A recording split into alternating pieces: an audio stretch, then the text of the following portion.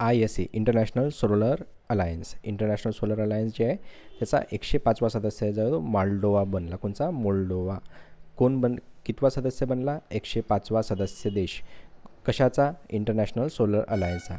याच्या आधीचे तुम्हाला देश माहिती आहेत का? 104वा कोण बनला होता? अर्मेनिया. आणि 103वा सदस्य देश कुठला बनला होता? सिरिया. तर याच्यावर आपलं जे MCQ आहेत प्रिलिम्समध्ये ते विचारू शकतात.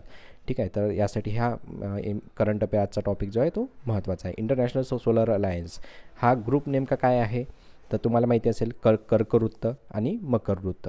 कर्कवृत्त 23.5 डिग्री उत्तर अक्षांशचे आहे आणि मकरवृत्त 23.5 डिग्री दक्षिण अक्षांशचे असतात. त्याच्या मधातला जो प्रदेश आहे आपल्या पृथ्वीचा त्याच्यामध्ये वेगवेगळे देश येतात. तुम्हाला माहिती असेल खूप सारे देश आहेत. तर त्या देशांवर काय आहे, सूर्याची किरणं जे आहेत ते जवळपास सरळ पडतात. त्यामुळे तिथं उष्णताचं प्रमाण जे आहे ते जास्त असतं.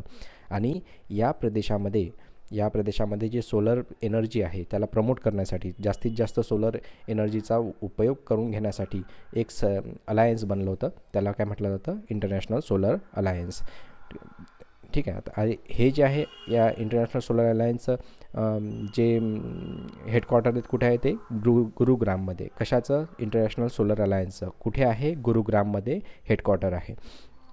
आणि हा जो मोल्डोवा देश आहे या मोल्डोवा देशचा आपल्याला तुम्हाला माहीत असेल हा वरचा झाला युक्रेन आणि रोमानिया. युक्रेन आणि रोमानियाच्या मध्ये जो देश लँडलॉक कंट्री आहे हे मोल्डोवा. याची जी कॅपिटल आहे ते काय आहे? चिसिनाव जी कॅपिटल आहे. करन्सी कुठली आहे?